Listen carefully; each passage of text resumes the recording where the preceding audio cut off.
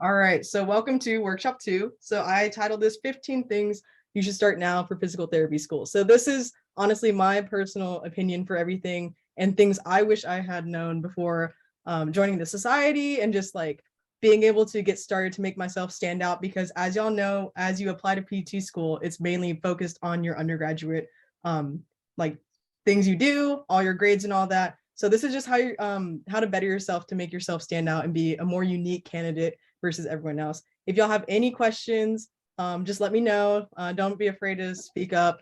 I'm also going to ask y'all some questions because I know there's some things that we can help each other feed off of. So let's get started. All right, so addressing the obvious. So it's obvious PT school is very competitive. So we want to maintain a GPA. So I looked up most schools and the average about for everyone is about a 3.0. That's not asking for much. It's not like dental school or med school where they want 4.0s and plus, something that seems basically impossible. So PT school, pretty good start there with the 3.0. It's pretty manageable. Hold on, I'm admitting someone. So yeah, I would always shoot for like a 3.5. So pretty good start right there. Go to class. We're paying money. We're paying a ridiculous amount of money to get this undergrad degree, a bachelor's degree. So you might as well go to class and don't fail. So these are like the 3 obvious tips to get into PT school. The very basics, like this is the bare minimum, but we don't want to reach the bare minimum. We want to excel and stand out. So here are my 15 tips to getting into PT school with your undergrad. So number 1, speak up in class. So I'm not sure if y'all see me in class. I usually sit in the very front, but why is this? So I always suggest sitting in the first 3 rows. One class I sit in the very front and I hate it because I just feel like I'm a teacher's pet and I'm just like right there.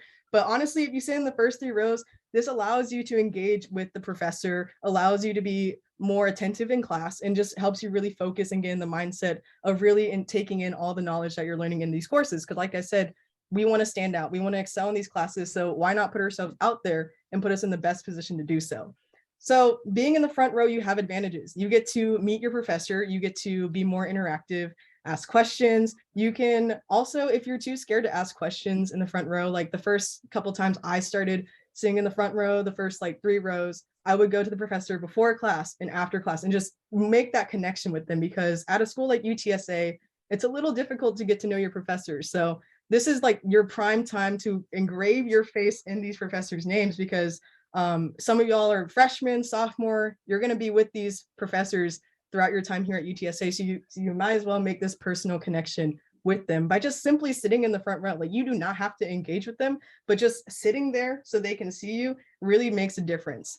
And this also, just take advantage of their office hours as well, because they are here for you. They want to establish a connection with you. But of course, with a class full of like 150 students, it's a little hard. So just make it easier by sitting in the front row and speaking up.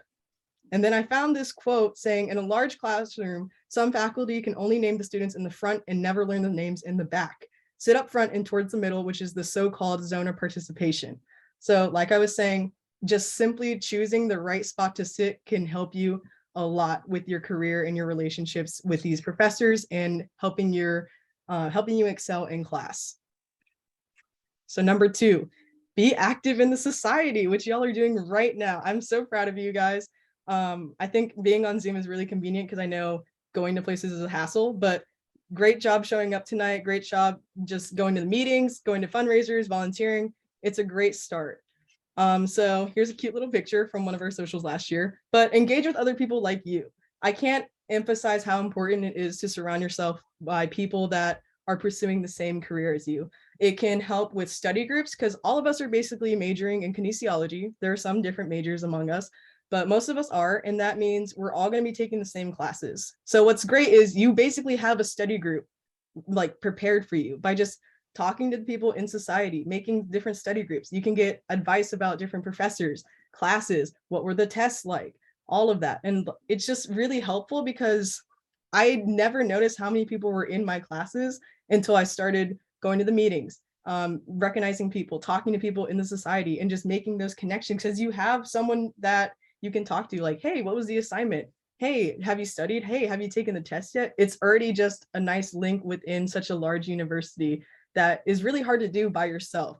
The society provides a great support system for one another. If we all fail the same test, like, all right, let's let's turn up. We failed it. Cool. Let's study harder for the next one. Let's share Quizlets. Let's share Kahoots. Like, let's do this together. It's 10 times harder, I promise you, doing stuff alone. And just the society is a guaranteed support system you will have. So just engaging and participating by just simply being here, by going to the meetings, fundraising, volunteer, all that, it's going to benefit you in the long run, I promise you. So yeah, just participate in the socials, volunteer workshops, etc. You guys are doing such a good job. All right, number 3, volunteer.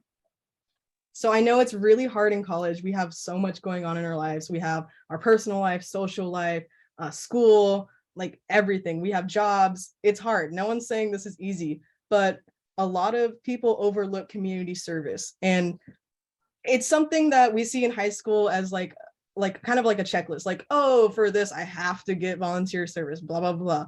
But now that we're applying to physical therapy school, it's actually a very crucial part to applications. They want to see you engage with people and just help others, not necessarily because you have to stand out. It just shows your contribution to the community. They want people that are selfless. So as a PT, they want someone that is able to reach out to people and help people, and just be willing to help others and give back to the community. So choose opportunities that interest you. Julie does a fantastic job looking up different community service, volunteer things that are within the physical therapy realm. And that really stands out because it not only shows that you're giving back to the community, but it also shows that you are putting yourself in a position where you're able to also learn more about the profession of physical therapy, as well as help others. So this is a great picture from Fit Bash, I believe last year.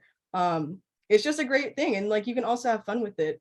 I would always advise just taking part in community service that is within the physical therapy realm, but also something that you also have a lot of passion for. So I did include a QR link to Kinetic Kids. I did Kinetic Kids the last 2 years. It is so much fun. It's honestly the most rewarding feeling ever. You're working with children with disabilities, and it's just so rewarding. You have fun with them. You get to build a connection with your buddy as you help them do various things like swimming, soccer, baseball, basketball. It's so much fun. And it is like very tiring. There are moments where I'm just like, I really don't want to volunteer. But when you go and you see how simple it is just to be there to help someone swim, help someone kick a ball, throw a ball, it makes such a big difference. And what's great about this is that there are pediatric physical therapists there. So not only are you helping kids just enjoy being a normal kid, you're also establishing connections with other physical therapists and getting to know more about what it's like to deal with younger children. It's really rewarding and engaging. And I promise you, if you've never done it, I 100% would recommend trying this. The QR link will take you to the sign-up sheet just to sign up for different various activities if you're interested in that. I would definitely recommend it. Also, talk to Julie about it because I know she does it a lot too. It is truly like such a great experience and everything. Let me just check the chat. Okay, yeah, and so our next meeting is actually going to be with Kinetic Kids, so we'll learn more about that next meeting. But I promise you, it is definitely worth your time, and it's a great way to get out there and a great subject to talk about with interviews and on your application. So number 4, participate in research. So I'm not sure if y'all have been asked before, like in your emails, like, hey, we need some subjects for this research thing. Do it. I promise you, it's going to open your eyes to a whole different perspective of being an undergrad student and just getting more involved into an advanced research project. Because in physical therapy school, you will be doing your own research. So why not start now and show your curiosity in the field of study? You don't want to stay stagnant in, oh, I'm taking biomechanics, physics, cool. Like, you want to show how you're engaging, how you want to stand out as a candidate. You want to show your curiosity. You want to show how you want to advance what you learn in your undergrad, like take advantage of these opportunities and reach out to your professors, experience what it's like to be a subject in a research process, or also just ask around, email your professors that you get to know, ask if they're doing research and ask if you can help out or even just volunteer in their research studies. It's a great thing to experience because it is just a next level advancement in your undergraduate opportunities here at UTSA. And I promise you, like, Cheever does a lot. I know Cabra does some, Oyama does a lot. You really just could reach out to any one of your professors and just ask, hey, like, are you doing any research? Like, it's that simple. I helped out with some research last semester, and it's really interesting because my misconception was that research was all about microscopes, staying in a lab, sitting there like typing stuff for hours. But in the field of kinesiology, it's so interesting. The research I partook in was one seeing how your mental exhaustion affects your physical exhaustion. So I would help place all these markers, like these cool cameras that captures little movements of your body that moves like on this camera. And it was really cool. Like, I can't really explain it. Like, I just definitely recommend showing your curiosity, showing you taking a step further in your time in your undergrad to show that you are taking this field seriously. Like, you want to learn more, not just fill out your degree works. You want to advance that. You want to stand out. So I would highly recommend taking part in research, either as a subject or even as a volunteer. So this is an example. I actually did this last week of a sleep study for the psychology department. You can just find flyers literally anywhere. What's great about taking part of research being a subject, you do get reimbursed. So I got $40 in cash for sleeping for 2 hours. And I think that's a great deal. I had to do nothing and I got paid $40. So literally just ask your professors, look for flyers around you, and just pay attention to your emails. That's the best way just to get involved. Is everyone good so far? Any questions? All right, cool. All right, so number 5, observe. So do you really know what physical therapy is? Because when I said I went to physical therapy, I did not realize what it was actually like until I observed. So observation, we all know, is probably one of the most stressful things to get done because it's just hard to find places to observe at. So this QR link will actually take you to our website that has a list of different facilities that you can call, you can reach out to, and possibly observe at. So observing is really crucial because you get to see behind the scenes. And I personally would always recommend people to observe first before applying to be a technician, because you want to make sure this is what you want to do. So observing is really crucial. You don't want to commit to a job and realize you actually hate it and you don't like engaging with patients.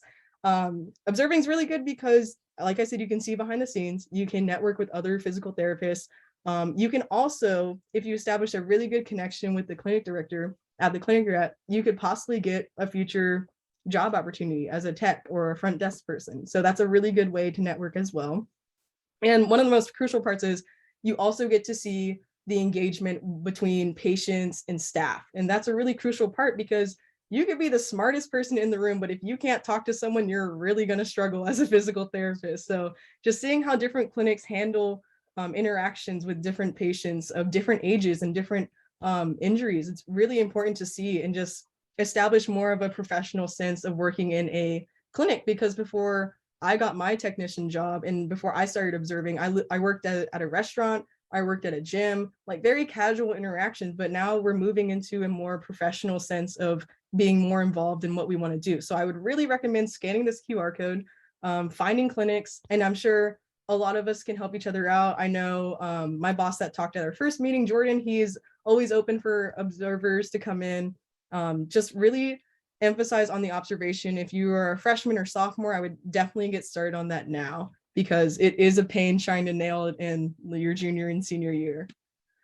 So just remember to find variety in your settings. So you don't want to stay at one clinic. You could have 300 hours and be at the same clinic, but we want to see your variety. Like I said about the research, you want to show your curiosity. You want to show like you moving and just placing yourselves in different settings to really expose yourself to different environments. So you can find a pediatric clinic, inpatient, outpatient, sports, geriatrics. Remember, it's quality over quantity. So you really just want to show variety. You don't want to show like one place. Like, it's really good you stay to one place, but what are you learning? You're just staying stagnant in your growth as a undergrad and just showing that you're comfortable and you're going to stay where you are. Make sure you track your hours and get signatures. There's a really good template on our website as well with that QR link, and make your hours count. I'm not sure if some of y'all have observed yet, but I know it can be a little awkward because I know some clinics you just kind of stand there and you just kind of watch, but when you go and observe, just interact with patients, interact with the PTs, ask them questions. They were in your shoes. They're not going to be bothered by your questions. Obviously, if they're like a little like off topic, like maybe, but they want to help you as much because they were in the same position that y'all are in right now, that we are in right now, just trying to understand the field more and just trying to be engaged as possible. So just remember that everyone's going to be understanding, make your hours count, engage, engage, engage. All right. So number 6, solidify your answer to why physical therapy. So I kid you not, in my exercise prescription class, I think last week, Professor Chung asked us, why do we want to be physical therapists? And I kid you not, the room was blank. Like it was silent. Like no one could answer it. This is like one of the most simple questions that is a guaranteed ask question. And you have to be able to answer it. You have to be able to sound different, unique, and just really show your passion about this field with this one simple question. And you know, it's probably people are like, oh yeah, they have a great answer, but I've met so many people that say, because I was a patient, because I did physical therapy. And I'm not an admission program staff, but I can't even imagine how many essays they get talking about how I was a PT patient, like I just want to help people like they helped me. There's a large number of past athletes in this field, I guarantee you. I don't know about you, but I have a lot of student athletes in my classes. I'm not sure if they're doing PT, but they're in there. And it's just, you know, if you see a lot of the same candidates, it's going to get boring. You're going to keep turning the page. You have to dig deeper of why you want to do this field. There has to be more than your own personal story of your physical therapy experience. There has to be more than I want to help people. You have to dig deeper. You have to find inspiration that makes you different and stand out. Because I can guarantee you, we all have the same collective response. Like we want to help people. I'm sure we all do, and I'm sure we all were physical like therapy patients, but like what else? What has made you choose this profession where you're going to spend 3 more years, a lot of money to be where you are? Because PTs don't make that much money. I don't know if y'all know that. They don't make like that crazy amount of money, but it's not about the money. So all these PTs that we see now, they have a deeper cause of why they want to help people, why they're in this profession. And it's a lot deeper than because they were a patient, a lot deeper than because they want to help people. So really solidify that answer before you start applying to PT school. And I guarantee you it'll make the process a lot more easier. So I was a little hesitant on this, but I already submitted my application. So if you need inspiration, this is a QR link to my personal essay of the PT cast prompt. I will advise you, your English classes do come in clutch. You have to be a little engaging with your essays, get some attention grabbers, and just keep the reader engaged. So just solidify your answer for that question, why do you want to be a physical therapist? And I guarantee you, you will have no doubts and it will just be a straight shot and everything will be so much easier. All right, number 7, go on a speed date with physical therapy schools. Now, I personally hate going on dates, but this is a different thing. We're going to make a checklist of all the different things that you're looking for a physical therapy school. So we're talking about cost, location, do I meet the requirements, GPA, GRE, what makes this program stand out? And I'm sure a lot of us are really interested in the UT Health Science Center. I'm not bashing them or anything, but is it just because it's close? Is that the only thing that's keeping us limited to, I want to go to the UT Health Science Center? We have to take in consideration of our personal lives. Like for me personally, I would love to stay in San Antonio because my family's here. It'd just be easy. Like UTSA is right up the road. I wouldn't have to move.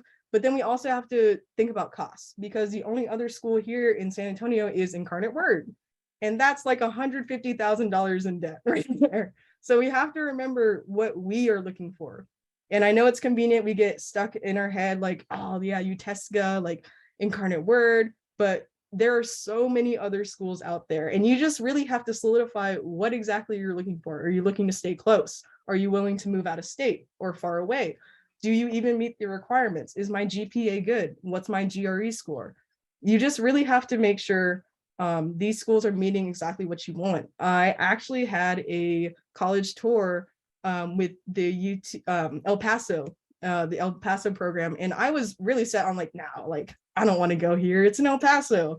But I went to the tour and everything, and it's amazing. I can't even tell you. I know we have a tour with them, or like a virtual tour with them soon, with the society. I recommend going to that because it just opens your eyes that a lot of programs, they actually do have what you're looking for. And if it's the locations that's stopping you, like get over that. Like it's 3 years of PT school. I guarantee you everything else will make up for it. So just solidify your list, location, cost, GRE, and just see where you would be most eligible for, because I promise you, you could apply to 15 schools just randomly, but if you make this list, it will eliminate so much more and make it actually worth applying for. So number 10, go sightseeing. So like I mentioned, sign up for tours and open houses. It's really nice because of COVID, a lot of schools are offering virtual tours. So my tour with El Paso was online, and that was so convenient. It was a little hard to pay attention, but it was crucial because I got to talk to students, I got to talk to staff, I got to learn more about the program, like what makes it stand out. It was very beneficial, even though it was a little painful to sit on a Zoom call for like 4 hours. I promise you, it'll make a big difference. It shows your interest in the program. I'm not sure if you've heard this from other physical therapists, but they say, always sign up for emails, always sign up for open houses, tours, because that just puts you like one foot in front of other people that you're interested in this program. Like you're at the front right there. So like, I don't know if y'all have seen a cross country meet, but I saw one and it was insane. But the people at the front line, that's you, like ready to start running. It just shows your interest in the program. Like I said, you get to meet students and faculty, and I'll tell you this, the students are not afraid of answering any of your questions. I literally asked, like, how are you not bored in El Paso? I asked them that, and they changed my perspective on everything. Like I said, they were in our shoes. They want to be honest. They want us to excel and get to where we want to be, which is be a physical therapist. They're not going to sugarcoat things. They're going to be straight up. So why not ask the questions you're afraid to ask with these people that are willing to help us?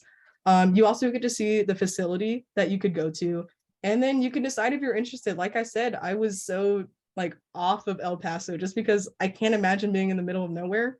But then just talking to people, it makes it so much better and really solidifies like, hey, I'm actually really interested in this program. And it also allows you to establish very superficial connections with the directors and the professors and the students. Like, sure, they were not going to like know your name, but I bet they could be like, I recognize them, and then just talk about all that. It makes it a lot more comforting than going into a school blindly. So definitely sign up for tours and open houses. You can always find that on different PT programs websites. Like there's one in Texas Women's that I signed up for that's later in December. So yeah, I definitely recommend getting that list down, solidifying where you want to go, the check boxes, and then sign up for their tours and open houses, because you know what, they're free. You might as well learn as much as you can and visit the place that you might go to school. All right, be able to save a life. So this one, I wish I had done this. I still have not, but I would totally recommend. There's a section on the PT-CAS application where it asks for certifications. And one thing that would really make you stand out is becoming BLS first aid or CPR certified. It's a super simple class. It'll stand out on applications, super handy, and it's short, and it lasts 2 years. There are some schools that do require this certification. As far as I know, it's just Texas Women's, but it does show, you know, like I said about the volunteering, it shows that you are going above and beyond of wanting to help others. You want to understand the basic life-saving skills for an individual. And this is just something really easy you could knock out literally tonight or within the week. So yeah, definitely do that or consider doing it. It'll honestly make a difference with your certifications section on your PT-CAS, because personally for me, I didn't have a lot to put there. So that could just make you stand out one more step in front of someone else. And then here's just a QR link to get certified with the Red Cross, which is super simple. If you want to scan that, I'll let you scan it. But definitely consider becoming certified in one of those realms. And I promise you, it'll just make you above someone else. Like me, I'm not CPR certified. Like I know it, but I'm not certified. So that can just put you one little small step in front of someone else. All right, number 10, update your resume. Let's be honest, our resumes are dusty. I have not touched my resume since maybe applying to colleges, and it has like the most useless things on there, like, oh, I was in marching band, I was in like on a softball team. Like, you need to fix those like right now. You want to make sure you condense it to one page. It's really hard because we want to put everything we do. We want to put like every small little thing on it, but when you're applying to PT schools, they are going to look at one page, and you want to impress them in one page, which is so, I get so anxious thinking about it, because it's like, they don't know me, I can't go in depth of all this, but you want to condense your resume to one page. You want to make sure it's in chronological order from most recent event to like the farthest back. You want to add to it or remove it. If you start that now before your applications, it'll be a lot better. I remember I had to fix it right as I was submitting my applications, and it was a nightmare. It was such a bad nightmare, and I don't wish that on anyone. So really just update it. So this is going to be continued in another workshop. I didn't want to dive too deep in it, but for now, I did leave a QR code to the UTSA Career Center. It has resume samples, tips, and you can even schedule an appointment for someone to look over your resume, tell you what you're lacking in, tell you what you need to improve on, tell you what you need to, fix with everything. So if you want, you can scan that. This presentation is also going to be included in the next email, so you can always have access to it. So number 11, make your LinkedIn and Indeed account. Help wanted, but online. I was really proud of that. So I know it's really frustrating because it is so hard to find jobs. And every time you go to a place like Target, I don't know anyone who's ever gotten hired at Target because it just seems like they're advertising false jobs at this point. But a lot of the job opportunities are on these websites, LinkedIn and Indeed. Most clinics do post job openings online and they will reach out to you. I did get my PT Tech. I've gotten 3 different interviews before I got my actual job through LinkedIn. It helps build networking, build status.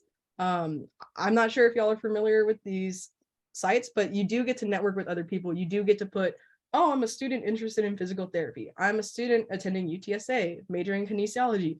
It just gets your name out there. If you're really serious about networking, getting jobs, I really would recommend signing up for these LinkedIn and Indeed. I will be very honest, the emails are such a pain. I get spam from them like all the time, but I got my job from it, so I can't complain. I would definitely recommend getting started on making your LinkedIn and Indeed account because it does put you out there and it does allow future job opportunities.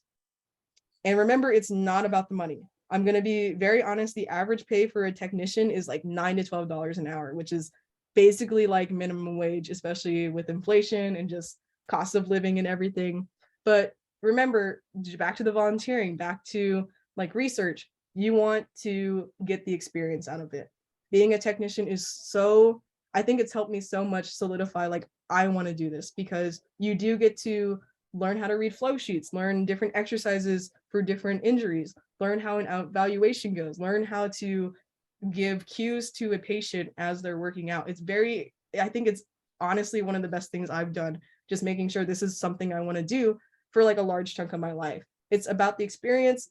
And I promise you that like those checks that are $100 less, like they'll make it so much worth it. And what's also nice about being a technician is a lot of places understand that this is not a job you want to stay in to make a living off of. This is kind of like a year or 6-month job that allows people like us to become more familiar with the career. Networking is a great part of this job. Like, I've gotten so many different letters of recommendations from the PTs I work at, and it makes it easier when you're applying to school because you have a solid person that can attest for you and be like, this person is definitely like worth going to PT school. Like, they should get in, like they have the work ethic, they're responsible, they show up on time, they're engaging with the patients. It is so much more than the money you're going to get as a technician. So just remember, it's not about the money, because I can't tell you how many times I look at my paycheck and I'm like, yeah, that's not going to do much, but it's going to pay off a lot more. You're going to get letters of recommendation, networking, experience, and you also get to see a deeper level than you would as a volunteer and an observer with the patient experiences and clinic flow. You're more involved with the natural flow of the clinic, which is pretty important because we're trying to do 3 more years of school and then, I don't know, 20, 30 years in this field. So really try to sign up on LinkedIn and Indeed and get started on that. Number 12, take advantage of social media. If you're going to spend hours on YouTube and TikTok, you might as well watch PT influencers. So I think it was a meeting last year. We had someone come to, someone from San Angelo, I believe. His Instagram tag is Mr. Kinesiology, and he was talking about it.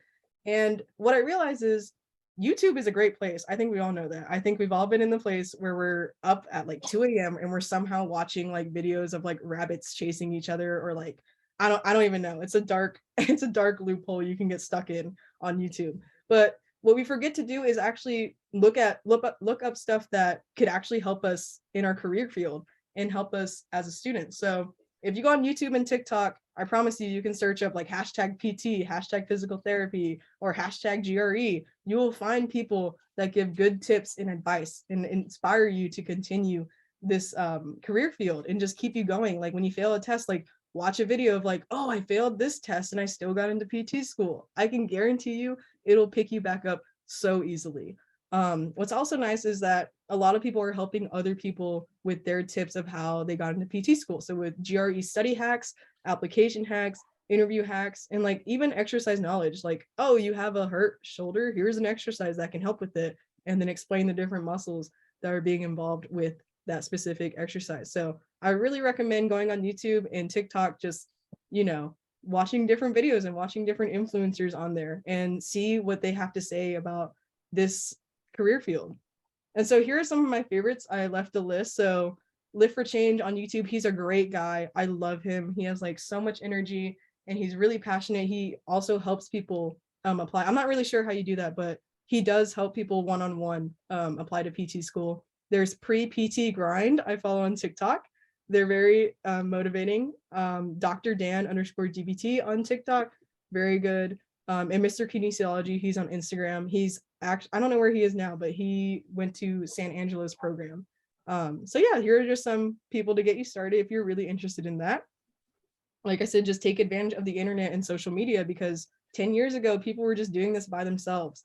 They didn't have like such a great social media network to be able to help each other out. So might as well take advantage of where we are now. All right, number 13, introduce yourself to the GRE.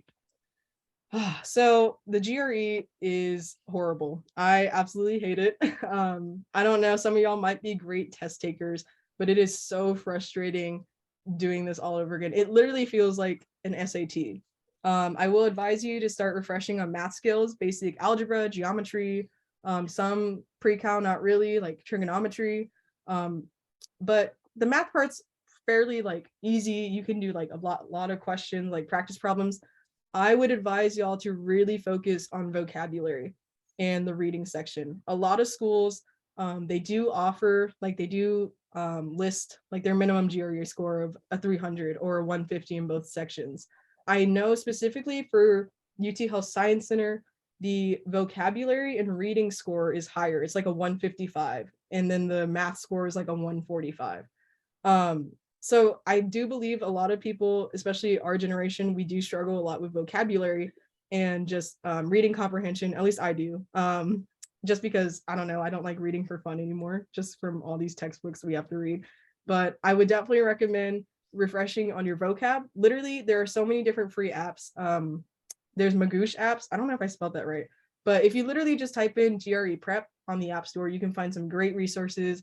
You can get some great YouTube video tutorials, practice books. Just really start now. And I'm not saying study like 10 hours a day. If you're starting little by little every day, I promise you it'll make a difference. I will also have a workshop talking about the GRE because it is a very interesting and unique test format, the way they have it, especially with the math.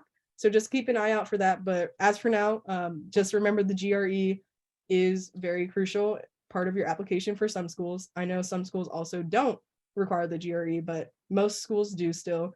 So just start refreshing your math skills and get familiar with some vocab. If you look up like top 10 SAT words, top 10 GRE words, you can already get a head start there. So yeah, just look up free apps online, use YouTube, TikTok, and get started on that.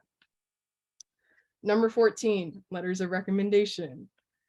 So if you remember, my first tip was speak up in class, which involves sitting in the front row, sitting in the second row, third row. It builds a good relationship with the professors and supervisors, or the professors.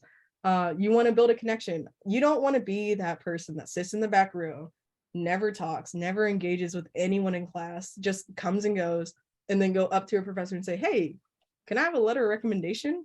Like, no, you don't want You don't want that situation. You want to prove that you are worthy of a very honest letter of recommendation, because I promise you, if you make a solid relationship with your professor, they're going to write an amazing letter for you. It's not going to be like, this person showed up in class, this person got A's, this person was a great student. They're going to know you more personally. And you don't even have to involve, like, you don't have to talk about school all the time with them. Just talk about your life. Ask how they're doing. Just build that simple relationship that can make you deeper and make them advocate for you to be a PT student in someone's program. So make a list of who, start making a list. I like to call this the Holy Trinity. It's different for every school. They require different amounts of letters. But I guarantee you, with this Holy Trinity of a PT, a physical therapist, a supervisor, and a professor, you're all set. As long as you have those three, you're going to have great letters of recommendation. So in anything, so like school, your job, just excel at everything. Make it deeper than what it is. Don't just be a student. Be someone who's invested in how your professor's weekend was or how your boss's weekend was. Just deepen those relationships so it can really help you get an advantage of getting into PT school with these letters of recommendation. The last tip, number 15, get uncomfortable and meet new people. This one I put last because I honestly think this is the most important tip I have for y'all. One of the most important things to do as a PT is be able to talk to people. Interactions do matter. Like I mentioned before, you could have a 4.0. You could be the most amazing student ever. You could have the perfect GRE score, but if you cannot talk to someone, if you cannot hold a conversation, if you cannot make someone feel welcome talking to you, you're not gonna excel in this career. And I say this because when I was working as a tech, there was this student doing a clinical rotation, and he was the most awkward person I've ever met. And I could just see the patients just kind of uneasy, kind of uncomfortable, working with them. And if we're in a field where we're helping people, we need to be able to talk to them. You need to start working on your social skills, be able to connect with others, which goes back to being involved with the society. It helps you get out of your comfort zone. I don't know if y'all know, but about Matthew's Manifest Sundays, I see people writing all the time. I volunteered. I went to a social. This made me feel so comfortable. This made me excited to be part of the society and get to know other people. It makes a huge difference. And I know it's really uncomfortable doing icebreakers at our meetings, but honestly, if you're able to laugh with people, if you're able to have little inside jokes here and there and be part of people's memories, it will help you as a physical therapist. A good PT will make sessions enjoyable and engaging. So literally with everything I said about sitting in the front row, getting to know your boss, getting to know your professors, you have to be able to go deeper. You don't want to go to a patient. I don't know if y'all have been to the doctor before and they just go confirm your name, date of birth. Okay, let me take your blood pressure. Let me get your temperature. And they leave. I personally don't like that. I think it's very weird and just feels like I'm about to be entered into a human experiment. You want to make it comfortable for people. You want to learn how to interact with various personalities. You want to become more invested in pop culture, sports, hobbies, in your personal life. Get uncomfortable. I have a lot of hobbies. If you want to start reading, if you want to read books, talk about different books with people. Just put yourself out there and really just invest your time in getting to know other people. I know some people, they've never been a technician before. They've only had experience in a restaurant or at a retail store, but an advantage of that is you get to learn how to deal with difficult people. Not everyone is very easy to work with. Let me tell you that. It's very frustrating. I know we've all been in group projects before where we're just oh, that person is not pulling their work, but somehow we make it manageable. And that's such a crucial thing to do. You cannot learn this in a class. Socialization skills are not acquired through studying 24/7. You have to make time for your friends and meet new people. I know we're so dedicated sometimes and get caught up in all the stress of our classes and our tests. We have to remember that socializing is a crucial part of being in college. You have to develop a personality, develop how you interact with people. So learn how to interact with others and get comfortable connecting with strangers. No one can teach you how to connect with others. Remember that. No one can give you can read as many books, listen to so many podcasts, but us as individuals, that is something we have to learn on our own. And that starts by getting out of our comfort zone. and really putting ourselves out there and not be afraid to sit in the front row, not be afraid to ask people how they're doing, not be afraid to go to the pre-PT meetings and sitting next to someone and just talking to them like, hey, like, have you started applying to PT school? Like, what do you want to be? Like, it starts there. And it's, once you get that, it's going to make everything more comfortable. You have such a crucial part of being a physical therapist down. Everything else should be a breeze. Like, patient care does matter. And it's one of the main things a lot of places do overlook. So really just get uncomfortable talking to new people and putting yourselves in new situations. So before you dive headfirst into creating your application, think about these 15 tips and do you feel ready? The last thing I want y'all to do is apply and think you're okay, but then think, oh, I should have volunteered more. Oh, I should have done a little better on my GRE score. Like, I wish I had known these things before I even started my PT application.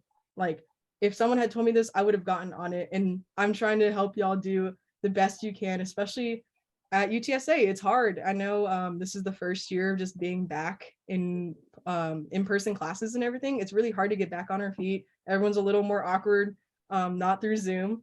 It's a little hard. So here are my great 15 tips for being ready to be a great applicant for different PT programs. So yeah, and then thank you so much. Here is the sign-in sheet. Yeah, I'll let y'all scan it. I'm also gonna send the link through the chat and then also the PT workshops group me, that one. But other than that, thank you so much for coming. I'm also gonna take a screenshot of everyone here just because I didn't do it last time, but thank you for showing out. This is a great turnout. I'm really happy with how it is. All right, I'm gonna stop sharing, but I will send it in the Zoom link. Are we taking a picture now? Yeah, I'm gonna take a picture right now. So I'm gonna ask everyone to turn on their cameras. I will send the link through the Zoom meeting. Okay. Awesome. Wow. Okay. So if everyone can turn on their cameras, please. All right. And then if you can you just do a nice birds up? I'll take multiple ones because I know not everyone can fit onto one screen. All right. Ready? All right, let me do one more. Hold on, guys.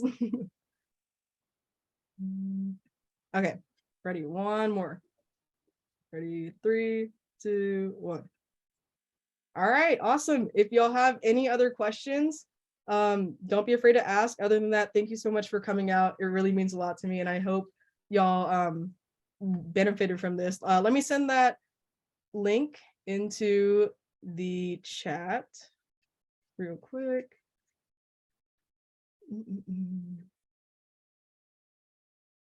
Does anyone have any questions? Oh, let me stop the recording.